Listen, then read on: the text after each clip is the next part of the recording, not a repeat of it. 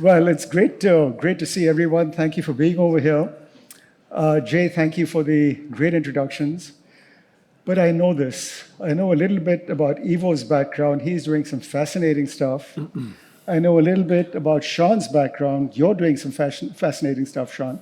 So perhaps you could give a little more background on what both of you are doing to provide some more context for this discussion.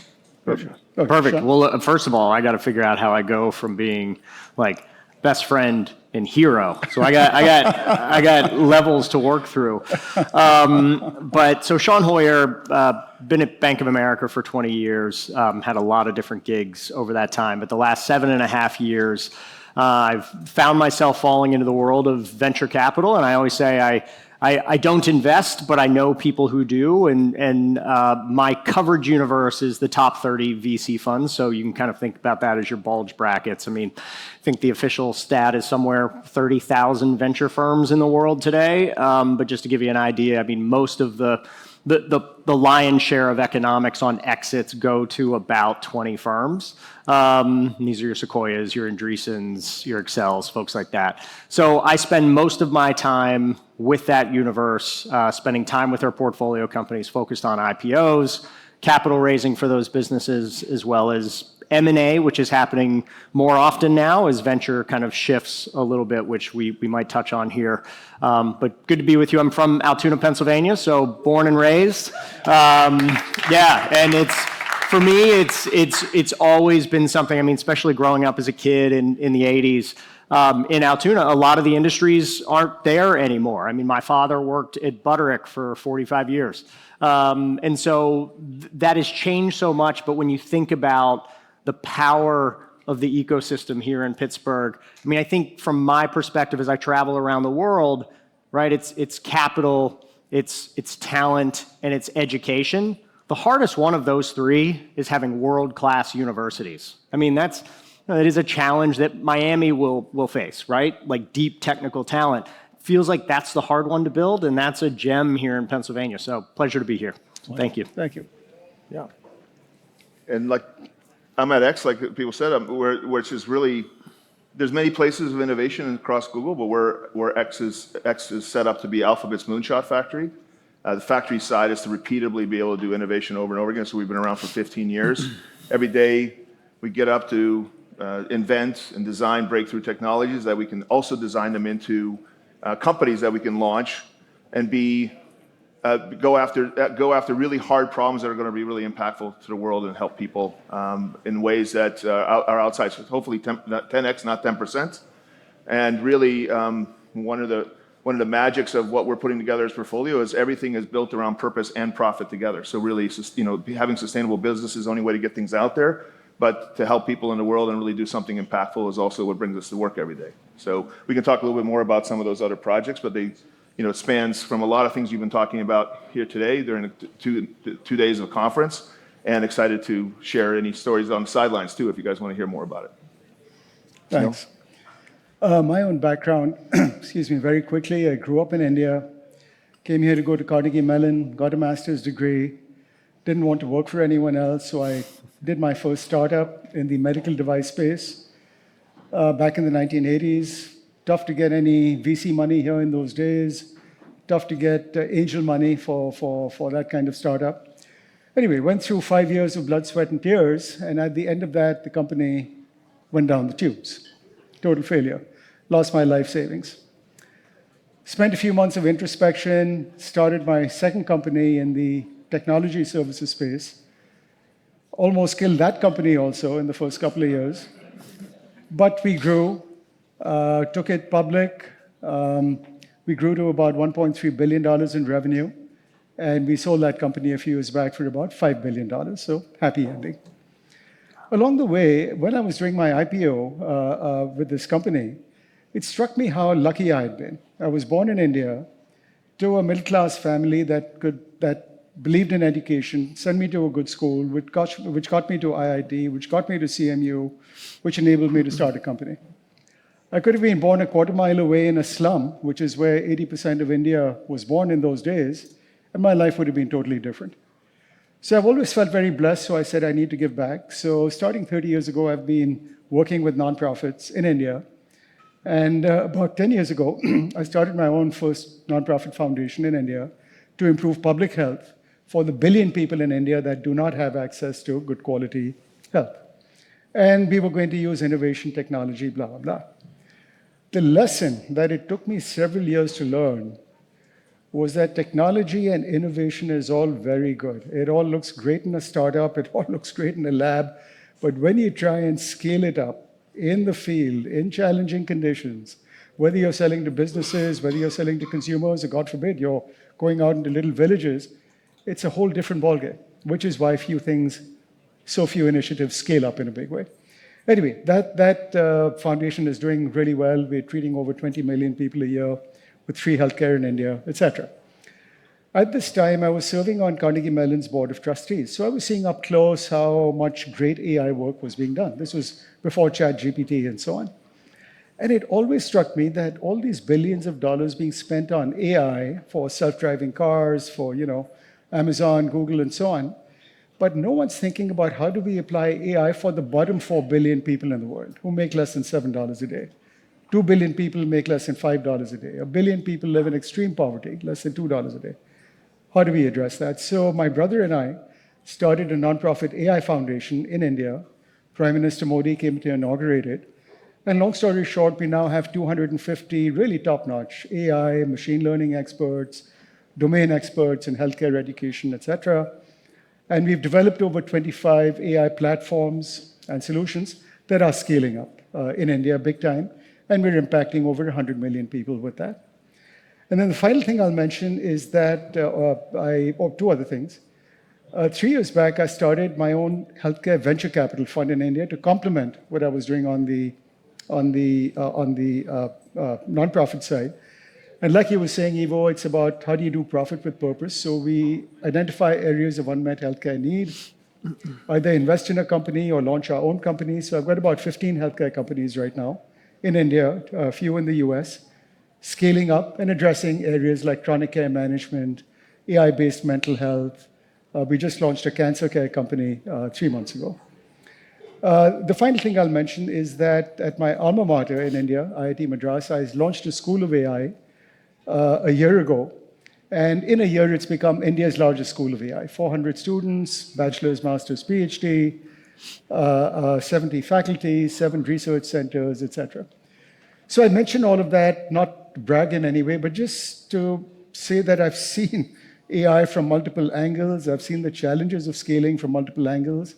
And I think some of those lessons might be relevant right for us in Pittsburgh and for this discussion. So let's talk about scaling, right? All the areas around the US, lots of software startups over the last 10, 20, 30 years, lots of AI startups happening now, but relatively few scale up. Why is that? And any thoughts you have on factors specific to lack of scaling up in Pittsburgh, and how do we try and address that? Ivo, maybe you kick this off. You want to start, Sean? Because you'll probably give real good stuff, so maybe let me I don't want to follow your comments. So, well, I mean, you're looking at them from the side of do they make money or not? You're not going to help them. So. Yeah, it's wild to me how much has gone into. And again, remember, my lens is right. Your bulge bracket VCs that are pumping billions of dollars. I look at it from 2 perspectives. One, I thought AI at first was a little hyped up because of the failure of Silicon Valley Bank. And I kind of had in my head that VC needed to look smart again all of a sudden. So simultaneously was all about AI. So that was a good thing.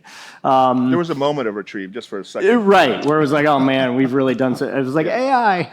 And so I think right now, what I've learned in covering this space for 7 years, fear of missing out is big, right? Missing a bet or not placing a bet, right? It's better to bet and lose than it is to not place a bet. It's much harder to explain to LPs that you sat on the sidelines because you thought values were too high. That's probably not going to get you your next fund. So, I mean, I do think fear of missing out is something that is always at play, especially among the large venture investors. And so right now, a lot of VCs are talking to me about the shift that you'll see will be placing multiple bets in the same category, right? It's always historically been, we're picking this company, we're a believer, this is the one we're betting on, and we're not going to bet in other competitors in the space. I think it's starting to shift where a lot of VCs are saying, look, I think you're going to see a lot more zeros. We're going to place a lot more bets early into companies. We're going to place competitive bets in categories where hopefully because the companies are scaling quickly, that by the Series B round, we'll be able to figure out who is the winner, and then we're going to double down on that company. So I do think there is this, again, spray and pray, but the funds have gotten bigger, the dollars have gotten bigger, and so it's just bigger checks, and it's pouring them around. I mean, you look at things like legal tech isn't new, but right now, like some of the default winners, you've got Hebbia, Legora, and Harvey, and everybody's clamoring to get into these three companies because that's who have been decided are going to be the near-term winners. And so I think that's just emblematic of the ecosystem right now. Again, especially at the large levels, the capital has gotten so big, right? Hedge funds have gotten so big, your Fidelities, your T. Rows, it's hard for them to buy into an IPO and really make a return, so it's better to plow $300, $400 million into the private round and just discount it back into the IPO. So I think the dollars have gotten so big, which causes more fear of missing out, more competition. Is it good for building businesses? I don't know. I'm not an operator, but in some respect, when you look back historically, when founders have $1 billion, you can do a ton of things okay. But when you look at Google, when you look at any of the large legacy companies, they did it without a lot of capital. Like, you had to do one thing really, really well. You had to do search really well. But now with a founder having $1 billion because they happen to be one of the chosen by the venture capital world, I'm not sure that necessarily helps with scaling. So right now, I just view it as, look, you can't not place a bet. So everybody's placing a bet. But I do feel in some respects we're kind of coming to the end of the beginning of this kind of hype cycle. And I say that because some of the investors that I really respect that have been doing machine learning, AI investing for years, like Matt Turk at First Mark, right? He's like, I've done now one of those bets where it was like a PowerPoint and we did $250 million into the company. So he said, the fact that I did it tells you that we are fully into this hype cycle. So I just, honestly, again, I think it's a little bit of fear of missing out. I mean, I think when you kind of take that down to the Pittsburgh level, as you guys know, it's top program in artificial intelligence. That's really hard to build, right? It's really hard for another university to just decide to say, we're gonna put more resources toward AI, right? You have that built-in legacy. So many of the prominent VCs' kids go to CMU, right? Yeah. So I think that's one of the best things for Pittsburgh. And I think right now you're just in this land grab. I think there is a little bit of a suction back to San Francisco because, again, the dollars have gotten so big. A lot of it is going back into San Francisco now versus being spread out when enterprise software broadly was just, could be anywhere. So again, those are some of my thoughts, but I think Pittsburgh is stack ranking against San Francisco in New York. It's hard to find other universities that have that kind of world-class education base. Agreed. Feel free to undo anything I said. I'm not going to undo it, but there's a lot of themes that you brought up. I think, just to comment real quick on the last one, I think it's great that we have a great university here. I came from that university also. It's also not great that there's only so many. It's like a privileged thing to be a computer scientist at a university like that. The stuff that we're doing in ML and AI, especially the way the tools are coming out, accessibility should probably be extended in a whole bunch of ways, which we can talk more about. And I know that you're working on things also, Sunil. But I think there's this opportunity to really extend the art and the democratization of that opportunity to a lot more workers and a lot more opportunities, for people who have different kinds of degrees but want to move into the center of where some of the universe is moving now, and take advantage of some of the ways that's been kicked off. But I think one of the things you brought up also is people are trying to go after the big bets and they're trying to, maybe they're afraid of fear or they're afraid of missing out. But I also think when we're doing things, there's a lot of fear of failure. There's a lot of fear of finding out what could be good. And when you want to get to something scale, we can't really we can't launch anything from our factory unless it's going to be like billions of dollars and like impact hundreds of millions of people and so forth. And that's a really daunting task. The only way you do that though is by taking lots of shots on goal to try to get there. And our projects start with like 1.5 people. And then it goes to like 10 people. It's not like 150 million and 150 people right out of the gate. There's nothing that we've ever learned actually just works like that. I've never found a moonshot that we knew in 3 months or even in 6 months. Persistence takes time, but take risks along the way, and being able to like not just be concerned about a lot of venture-backed projects or companies. They have to find the answer real quick, go after the revenue on that, do the MVP, and then everyone gets stuck in that kind of revenue game and never get a chance to go to the 4.0 or 5.0 vision. And if they finally get there, they might get sold, or they might just be told that you're not supposed to expand, just stay focused. And so having an environment that we try to establish where it's okay to pivot in the middle of an opportunity, where you have a problem space and you're really allowed to take multiple shots to find the right angle in. I think it's also helpful that we've had an institution now for 15 years that we might have tried projects in water or energy grid or supply chain like 5-10 times and had a chance to kind of shut something down when it wasn't working, but also know it was a really strong area and come back to that problem space if the market or technology wasn't there. Or if it is there, just keep allowing the pivots to happen while we learn from the failures that we tried on some things in pilot and so forth. But it's a really scrappy origin that we keep trying to go after in order to find something over time with some patience and persistence that allows us to then get to a place where we think we found something at scale. And then once you have that, it's a lot easier then to go, when we launch things, we're going to the outside market. It's not just funded by Google or from Alphabet. So now it allows us to have a much clearer, comprehensive understanding how we're going to go in, what's the sequencing, how we're going to get to 4.0. Really, that's where the moonshot is. Even when we do 1.0 things, there might be 30 competitors, but that's the way to start in order to get the grounding or the data or allow the AI to develop so that we can get to the place where probably only 3 or 4 companies are ever even thinking about. So there's a little bit of I guess I'm bringing up some processing and like creating safe space for those failures and learnings to happen, and then getting to a point where you're really trying to have the impact, get to the impact that you were hoping for, versus just the first thing that works, which may not ever get to the impact or get to the scale because it becomes a very myopic kind of point of view when it comes to money coming in and get to that revenue so quickly. My concern is that's one of the things that's changing, is that appetite for that level of risk, because venture, again, with bulge brackets, is becoming very institutionalized. It's becoming an asset class, right? So I think the GP-LP relationship has never been more strained, right? Even if you're a good VC, like a top-tier VC fund, you still are going to have to answer some hard questions to get your next fund.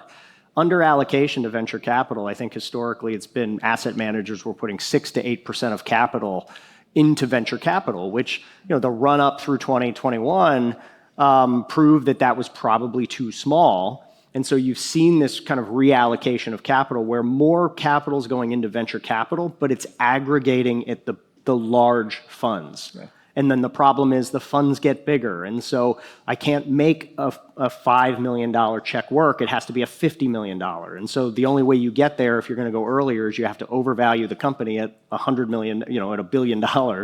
And then you have to put another 50 million. And so to your point, that's what I don't see anymore is there are very few funds that I cover that I feel like are taking true venture capital risk. I said this yesterday morning, venture capital, the 2 and 20 model got started by financing a little wooden ship off the coast of Massachusetts to sail around South America, over to Hawaii, kill the biggest thing on earth, cut it up, drag it back 3 years later. That was where 2 and 20 came from. Putting $500 million into a late stage software company, I'm not sure that is necessarily venture. So, there need to be more. And I think it probably comes from the corporate world of this kind of saying you've got a safe space to take risks.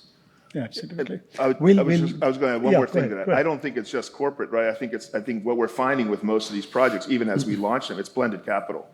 Fair. Right? I think you have public-private partnerships. We even have foundations partnering with us on some initiatives, especially when the purpose side comes around or the impact into the regions that they care about.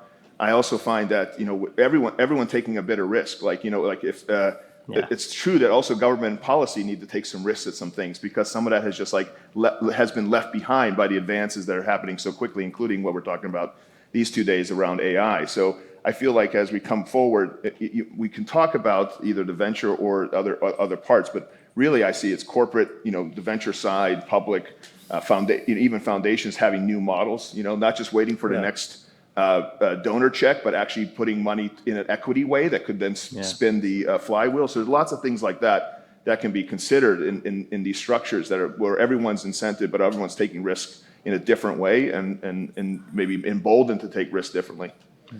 Agreed. And in fact, to your point about impact, the thing that always strikes me is at AI conferences, whether it's this one right here that we're at, and there are conferences happening all over the world on AI, and we're all talking about how the world is going to change, and energy and this and that and the other, medicine. And then I look around at the real life problems we face, right? Pittsburgh is very typical of communities around the US. We have one of the largest elderly populations in the US as a proportion of our population. Many of these seniors live alone. Many of them don't have access to good services. Where is AI for helping them? We've got a large number of people, just like every community in the US, with people with mental health issues, behavioral health issues. AI can help, but it's not being used at scale. We've got workers worried about whether they'll have jobs 5 or 10 years from now. Before, it used to be blue-collar workers who would worry about their future. Now I think they're safe for much longer than white-collar workers, whose jobs are likely much more at risk, especially at the entry levels. Well, where is AI being used at scale for reskilling, for helping them adapt to the future? Governments are under stress. City of Pittsburgh is a great example. The tax base is coming down. All the office buildings downtown are getting, lower in valuation, in assessment.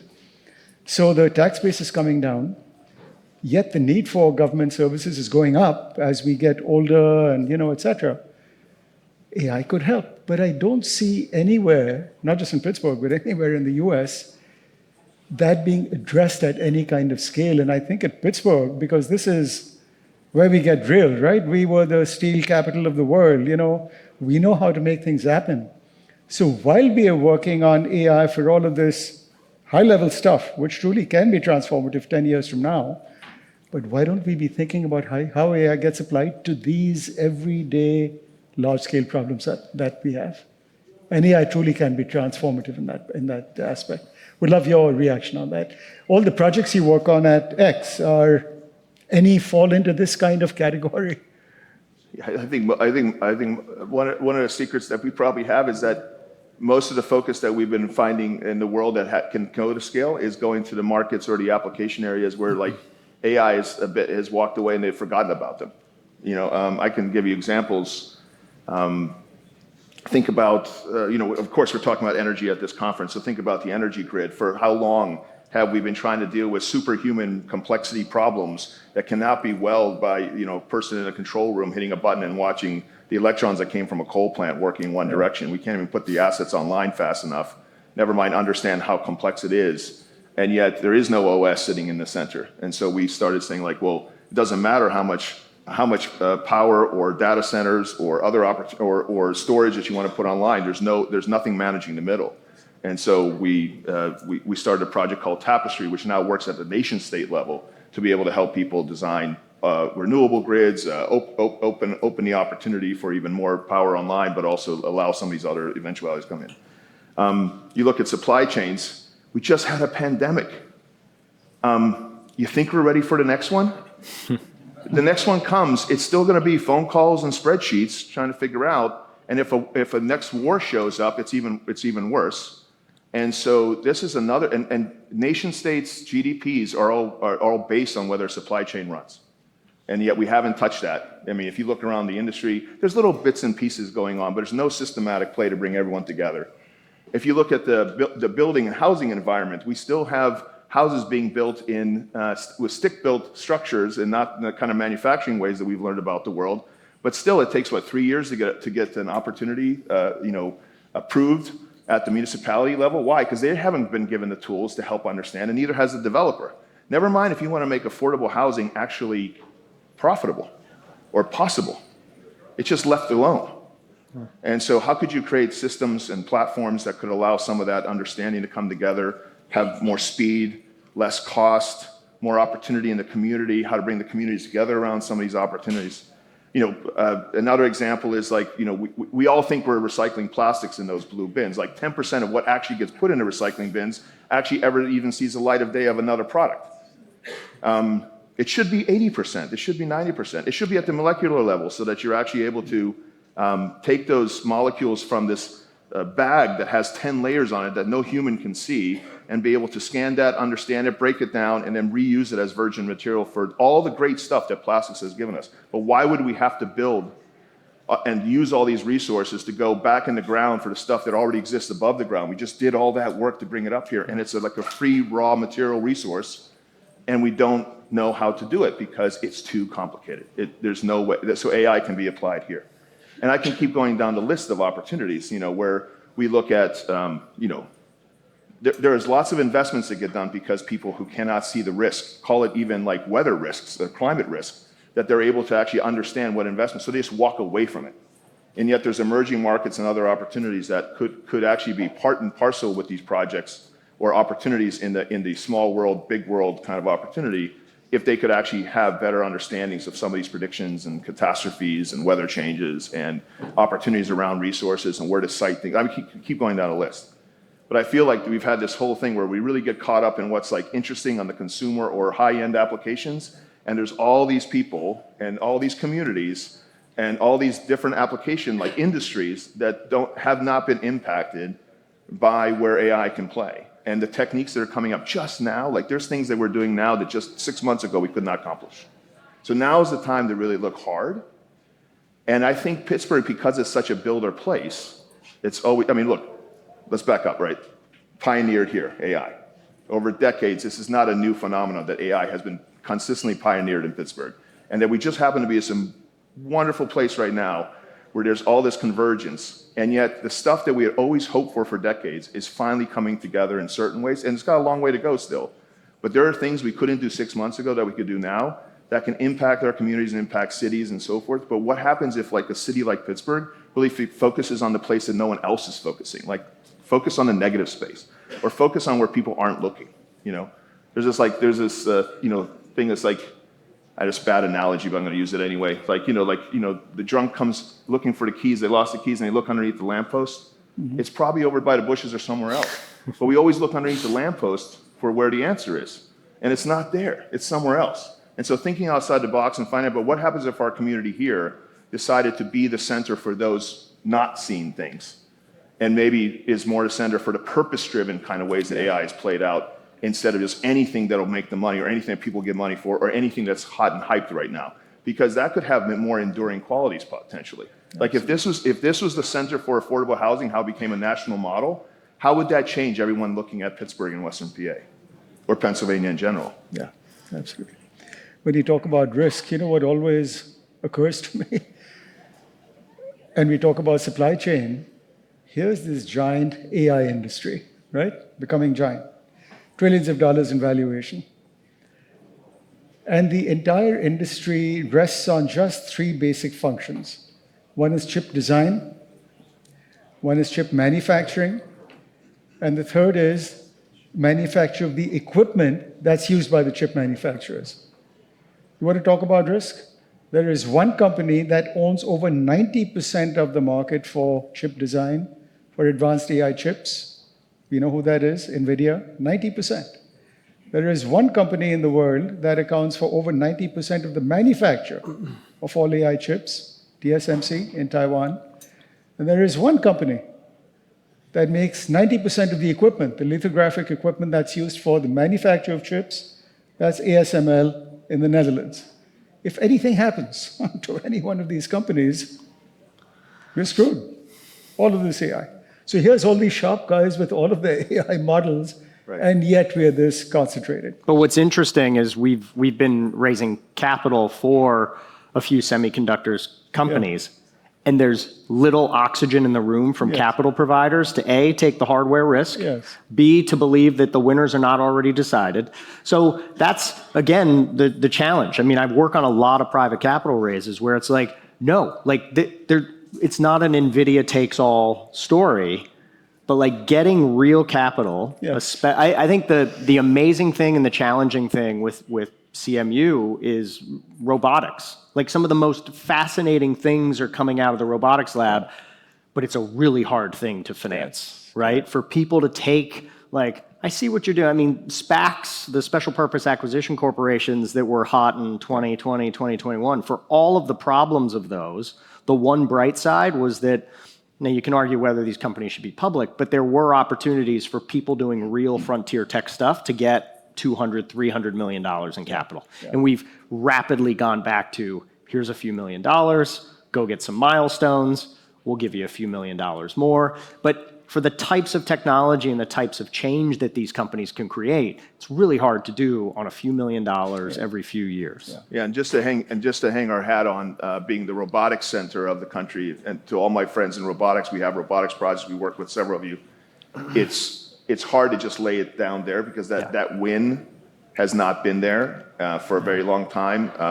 Autonomy is still developing in terms of the revenues, maybe not the industrialization. I think what we did with Waymo has helped prove to people that industrialization is possible, but that doesn't mean it's already there and successful as a market opportunity just yet, even though the experience is really doing well in the market. So we have to get past that, like those cocoons that can be ours. Like, sure, autonomy, robotics, great place to have it. We're a builder community. Like, it's really awesome that it's here. It's not the thing that has had the success that pulls it, but we have to think past that if it's really going to start to gel in an area like this. So let's build off of that. You see VC, venture capital dollars at work nationally. You're from Altoona. You know this region, the challenges we have. For Pittsburgh, Pittsburgh has, over the last 30 years, had a lot of potential. We had a lot of potential in software. We had some good companies come out of it. But was it a barn burner? Was it the success it could have had? It really wasn't. Here we are at with AI. We've got Carnegie Mellon, as we've said. We've got UPMC with all of its healthcare research, et cetera. What concrete advice, Sean, would you give for all of us in Pittsburgh as to what are the things we can and should do over here to not miss this unique moment of opportunity? We're not the only ones having this discussion. Every region in the US, every region in Europe, India, everywhere is looking at this as a moment of opportunity. How do we make sure we don't miss this? Look, I mean, I think the good news is that you have most of the major investors investing in companies here, right? Now, granted, there's a lot coming at us for the attention of our lives, and especially, again, with AI, it's hard, just because somebody invests in a company, they've made a bet on that company. They don't, I have found historically outside of kind of New York and San Francisco, for VCs to really say, I'm going to double down on this particular area, it's always kind of like, well, there's enough going on in these other areas that I don't need to spend time. I'll find the right opportunity there. So, I mean, one thing I've learned, and this is what I believe to be true, is that founders have a tremendous amount of sway over their investors. I don't think it's the other way around. I think it's oftentimes founders are like, well, they're my board, they're my investors. I mean, the one thing that I do know about the venture capital community, the relationships with founders, not just you as a founder, but the other founders that you know when you're talking to them about investors, they want you to be like, oh my God, I love this venture partner. They love me all the time. They're so supportive. Like that is the currency in capital, right? It's so different than private equity that venture capitalists have, which is that kind of network effect, right? And so, I mean, I do think the successful companies, the successful founders do have some leverage in getting those people to spend more time here, right? So, I mean, whether it is a board meeting, whether it is doing that in here versus saying, well, I'm going to go to San Francisco. I think the challenging thing is, I think the argument to say, talent has to be hired here and built here. And I mean, those days are gone, right? Friction has come down, and probably 35% of the companies that I talk to, most of their executive management teams aren't in the same city, right? The CFO might be in Florida, the CEO may be in Michigan. So like, I think what you want to make sure is that, again, like the technology has started here. That's great. They hire 100 people in a different location. As long as this is the headquarters, this is where the creativity is happening, where the thought leadership is, I think you get that flywheel effect. And so I do think as much of a burden, you don't want to put burden on a handful of companies to say it's up to you to drive this forward. But in some senses, like, isn't that all of our jobs? Like, make sure you do better than you leave it better than you found it and take it to the next step. I mean, so I do think there is some responsibility on those companies for driving that city forward. And I think there is a lot of leverage that they have, whether it's at the regulatory level, whether it's at the city level, whether it's at the capital level. I think there are some levers for them to pull. Great. Sunil, how would you answer your own question? I'll go, but I'd love to hear from I think you should go Ivo. first. No, I want to hear from you. Ivo, you know this area. You've grown up here. You're at Google, which is probably the largest scale organization doing the most advanced thinking on AI anywhere on this planet. You're at kind of the nerve center of Google, where all the ideas come up. You also know Pittsburgh. You've seen startups succeed, you've seen startups fail. Would love to hear, what can Pittsburgh do? What are the concrete things that Pittsburgh should do over the next 1, 2, 3, 4 years to make sure we don't miss this unique moment? Yeah, so interesting sidebar is that as we're launching projects or companies, they can start in Mountain View or Silicon Valley. A lot of them are starting to figure out footprints or shifts into other places in the country or even internationally. So I do believe that it is more fluid, it's more flexible. But right now you do see a lot of people getting shipped into the Valley because people are spending so much money, to the point you made, around trying to attract any talent anywhere. We've seen these bubbles happen a few times. It's happening definitely right now. But once you get into the game, a lot of people are looking at how do I maximize the dollar? And what Pittsburgh has always taught is this is a place you can take the dollar a lot further. Mm-hmm. So there's something always there for all of us to consider, and especially with the talent and opportunities. It's also true that the talent's finite in some ways, but it can be trained. And so, what can we do as public-private partnerships to take a bigger risk and really figure out how these white-collar or even blue-collar opportunities turn into new opportunities or new skill sets that can be utilized in this market? And does that become an attraction in terms of how much talent then grows here? And it's not just a privilege concept, and it's not just an expensive concept, but it's a very reasonable and fair concept. And could that happen justly in a way that we talk about a just energy transition? How do we do that in the same way with AI? I think the other thing is, as we look at some opportunities, a startup that can have just $100,000 of credits to get compute and training happening changes their whole budget. Just $100,000. Yeah. Now, I don't know, should that come from the public sector? Should that come from the venture-backed companies? Should that come from corporates? I mean, I've never seen startup land this inverted. Usually you can be a startup and disrupt the big player. But like Google has like 5% of the world's compute, right? We have even if you can come to us and show us that something is really great, you don't have the same access that we do. So we do a lot of outreach. We do a lot of things to try to share that access.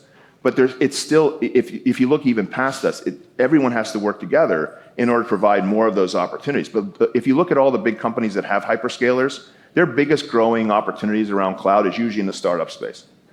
But there has to be new ways of funding into that. And if you had a space around here, call it Pittsburgh, that all of a sudden people knew that they could get free credits if they started here or came here, even if it's just an outpost, I think you have a lot of attraction. People will do that at least temporarily to find out how Pittsburgh is, and if they love it here, they might stay. There's ways to kind of play this out, or at least have a piece of the puzzle stay here, or be part of this ecosystem. And so we see that as another piece. And I would, add that I don't know, I've become I've talked to a lot of corporations, a lot of innovation groups, people asking us to go help them with innovation. And the magic trick that we have with attracting talent is being purpose-driven. The fact that we still want to do sustainable, enduring businesses, but we want to do it with a purpose changes everyone. I mean, people have 30-year careers, and instead of leveraging what they do right now, they want to go do something that when they sit at the dinner table with their family, they're doing something impactful, that they're doing something to change the world. And they were all told, here's how success is, and they said, like, you know what, I hear that success, I ran that race, I just want to do something impactful. And if there's some way to package that up and bring us together that way, where projects and maybe our brand is associated with some of that stuff, I have just learned over 10 years at X that there is a magic trick there that really is a superpower and allows talent and partnership and radical collaboration and AI to be addressed in different ways because all of a sudden you brought that to the table. So I think there might be something. I'm not saying that's an answer, obviously, because it's very complicated, but I feel like it brings people together in new ways that we haven't seen before. And AI, because we can go into these industries that have never been touched by this kind of technology, then have this opening and allotment for you to kind of come in and try something, and might bring not so typical parties or partnerships together that we've never seen before. Yeah. I had no idea. Google accounts for 5% of the planet's compute. Wow. It's probably public information. Well, now it is. Now it is. I'm not sure what the number is these days, but if the last time I saw it, it was around there. And there's a lot more compute coming online. It used to be a very lopsided, how the world was with data centers, for example. Yeah. It's now obviously propagated internationally, and there's a lot more accessibility, but that doesn't mean it's always accessible, except for the haves. And I think we have to find ways that the have-nots have a chance at it. So here's a personal challenge for you, Ivo. You're from this area. Write a little algorithm so that 1% of all that compute comes directly to Pittsburgh. That's a lot. To be used by our startups and See? That's what people will usually say when they're trying to be a little bit more, and this is not disrespect to you, but that's like an easy, lazy way to say the answer. Oh, it really, you heard it. Easy, Ivo is going to make it happen.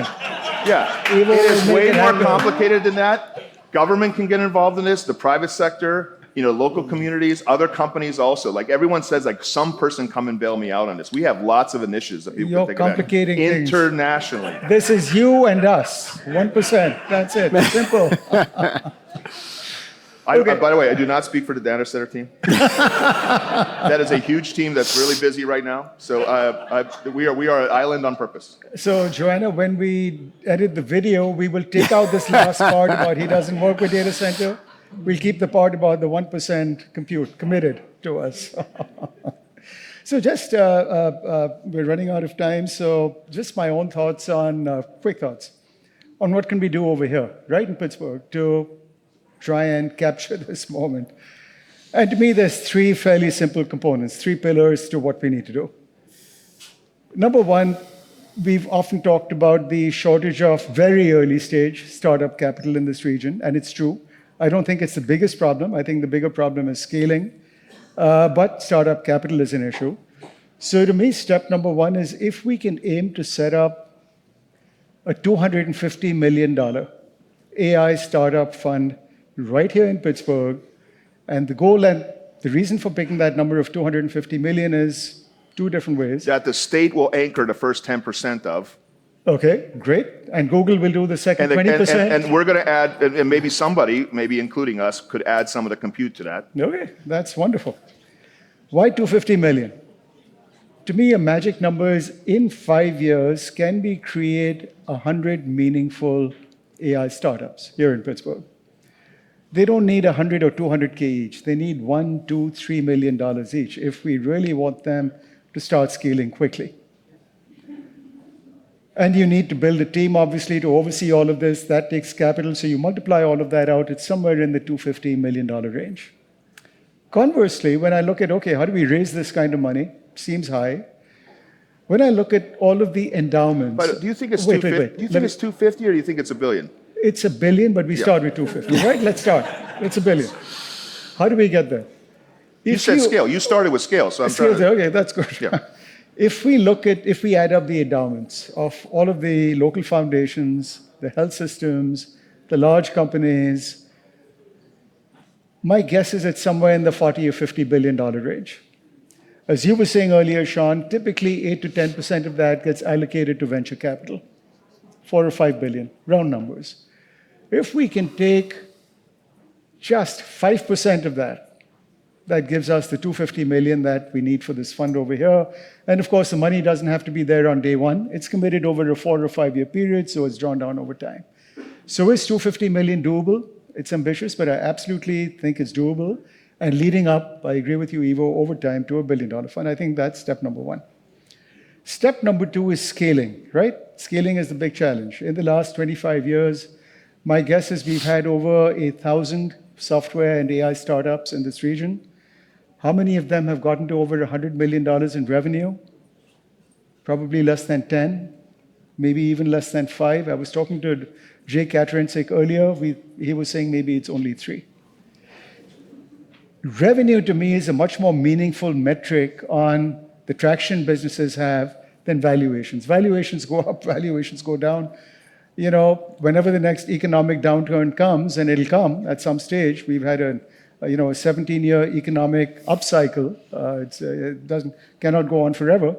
All these valuations will change. Half the AI companies that we're excited about today will go out of business. And I've seen this in previous cycles.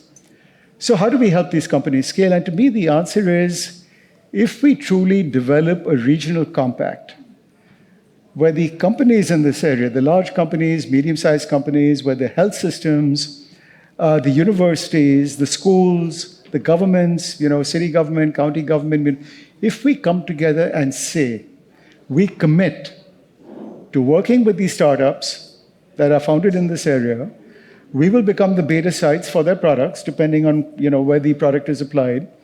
We will do the pilots when the product gets to a certain level of maturity, and once it's commercializable, we'll buy it. Maybe we get a 30 or 50% discount for being from Pittsburgh. That builds revenue traction for these companies, and that is way more important than all the mentors and advisors and all of that in the world. All of that is helpful. But revenue traction is what helps these companies scale up. So I think that's number 2, this Pittsburgh Compact. And I use that term compact intentionally. It's not just collaboration. It's not just nice, okay, we'll talk to this little entrepreneur and give him some advice. No. It's a commitment that we will be your beta site, we will be your pilot site, we will buy your product. I think that's the second big piece for scaling. The third piece, to me, is interesting. As I talk to people about AI, right? Whether it's folks who are running medium and small-sized companies, whether it's nonprofit leaders, whether it's folks in schools, everyone's confused about AI. They see all this breathless excitement about all the great things AI is going to do for us. They see all the panic about how all the jobs are going to vanish. But no one is showing them, how do you use AI on a day-to-day basis? So my third goal would be, can we become the first region in the country, perhaps in the world, to take our 2 million people in this region, in our 5 or 6 counties, and really make him AI comfortable? Not AI literate, not AI coders, none of that stuff. We don't need 6-week, 2-month programs. I'm thinking a half-a-day online program, a 1-day program. So a person, an elderly person who's alone and is in his or her 70s or 80s, they're struggling. Well, how do you use AI to access services? How do you use AI as potentially as a virtual chatbot to give you companionship if you're alone? Mental health. How do you use AI to help? How do you provide mental health everywhere instead of just in clinics? So if we get our 2 million people AI comfortable, like I said, through a simple 4-hour or 8-hour program, to help everyday users, just how do you get on with ChatGPT or Gemini or Grok? How do you converse with it? How can it help you? How can it help you in your daily life? Similarly, we have perhaps a more intensive program for business leaders of small and medium companies. I talk to immense numbers of them. They're totally confused about how to use AI. What are the security risks? I read, MIT has a study that said 95% of these business applications on AI haven't paid off, right? So if I'm a business CEO, why would I consider AI? But there are use cases where AI can be helpful. There are ways to handle the security. There are ways to think about how to do this step by step, how to set up a little AI team. What do you focus on? What use cases do you look at? Is it supply chain, finance, HR, manufacturing? All of that can be done fairly easily, and it's not that expensive. So those three things, a $250 million fund to catalyze 100 AI startups. Secondly, a Pittsburgh regional compact, so we help these companies scale by being their beta sites, buying their products and so on. And thirdly, building an AI comfortable population, I think would be transformative. I don't think anyone else in the US is thinking of this, or really anywhere else in the world. We can be the leader in this, and all of this kind of feeds on itself. So it's closing time, but my request to all of you is, if any of this makes sense, let's get together, see how we can follow up on something like this, because I'll tell you, all of us here are motivated, right? We've drunk the Kool-Aid, we're here at this AI summit. If we don't get together and start making these things happen, no one else is. I'll help you raise it. Thank you.